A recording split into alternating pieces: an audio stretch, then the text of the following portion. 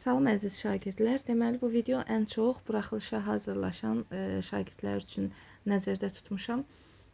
İmtahana kimi 2 testlik, 3 testlik belə videolar çəkib paylaşacağam. Bu da bir sınaqdan götürdüyüm testlikdir. 19, 20, 21-i izah edəcəm. Have you finished the project? Bizdən burada düzgün cavab istəyir.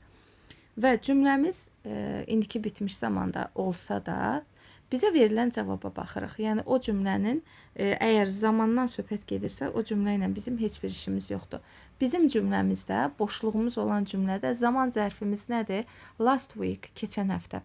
Və bilirik ki, last week, last year, tutaq ki, last month, keçən ay, last Sunday, keçən bazar və s.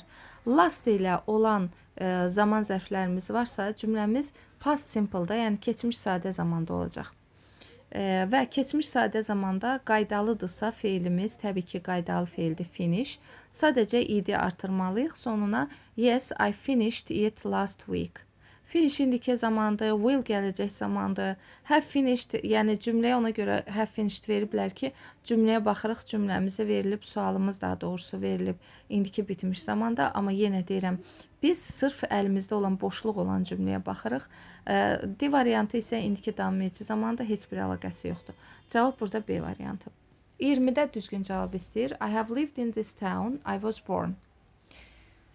Bizə verilibsə bağlayıcılar, verilənlər təbii ki variantlar bağlayıcılardır. Başqa cümlələr olsaydı bir-bir bağlayıcıların mənasına baxardıq. Amma uzlaşma da burada böyük rol oynayır. İndiki bitmiş zaman və keçmiş sadə zaman. Həmişə biz bu tip uzlaşma olanda hansı bağlayıcını götürürük? Since. Since. Birbaşa D variantı. Niyə? Deməli, since'in uzlaşmasında biz bilirik ki,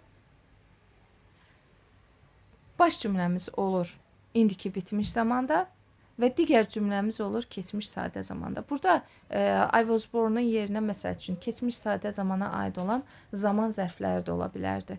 Məsələn, I have lived in this town since 2020. 2020-ci ildən bəri bu şəhərdə yaşayıram.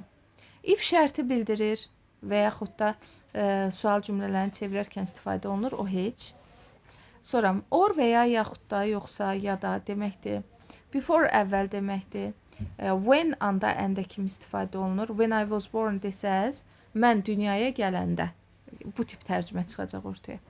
Ona görə sırf uzlaşmaya baxırıq. Since bəri deməkdir. Özündən sonra past simple tələb edir. Since'in digər mənası səbəb because'un sinonimi kimi. Çünki mənası da var. Amma burada iki cümləni bir-birinə bağlayır və zaman sırf zaman ifadə etdiyinə görə birinci tərəf indiki bitmiş zamanda verilib, ikinci tərəf isə past simple-da verilib. Sonra 21-ci suala baxırıq. Deer have strong legs. Vergüllə ayrılıbsa, əgər ikinci hissə vergüllə ayrılıb, birinci tərəfimiz nəqli cümlədir, ikinci tərəfimiz isə sual cümləsi olduğuna görə bu olur tag question. Yəni, disjunctive də deyə bilərik, tag də deyə bilərik. Burada nəyə fikir veririk? Həm zamana, həm də ki cümlənin təsdiq və inkar olmasına. Deməli, have strong legs, have legs, bu bitmiş zaman deyil. Have-li ifadələri çox vaxtı şagirdlər indiki bitmiş zaman hesab edir. Amma əgər have isim varsa, bu indiki sadə zamanda. Have-in yanında participle to lazımdır ki, digər ikinci feil lazımdır ki, o bitmiş zaman olsun. Have legs, have dinə, bu ayağının, sadəcə ayağının olması deməkdir. Maralların güclü ayaqları var. İndiki sadə zamandır. Deməli, indiki sadə zamandırsa və biz inkarı verəcəyimiz üçün nədən istifadə edə bilərik? Ya Y variantına baxacağıq, ya B variantına baxacağıq. Have burada əsas feildir, köməkçi feil deyil. Ona görə variantlarda have-in özünü istifadə edə bilməzsiniz. Bizə inkarı yaratmaq üçün indiki sadə zamanın inkarını ya don't ya doesn't-dan istifadə etməliyik. Yaxşı, mən nə bilim ki, cəmdir yoxsa təkdir.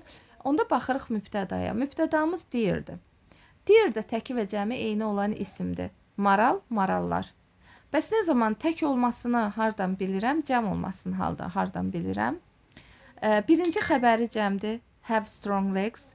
Əgər tək olsaydı, xəbər həz olardı və eyni zamanda tək olsaydı, qarşısında artikl olardı. Biz bilirik ki, sayıla bilən tək isimləri qeyri-müəyyənlik artiklı ilə ən azından istifadə edirik. Digər təyin edicilər də ola bilər.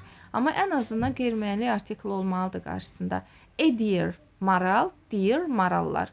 Tək başınadır, xəbər cəmdir. Deməli, burada marallardan söhbət gedir. Deer have strong legs. Maralların güclü ayaqları var. Cəm olduğuna görə tək hissəni də verəndə biz təkliyə cəmliyə toxuna bilmərik, zamana toxuna bilmərik, heç bir dəyişiklik edə bilmərik. Oldu cavab Y variantı.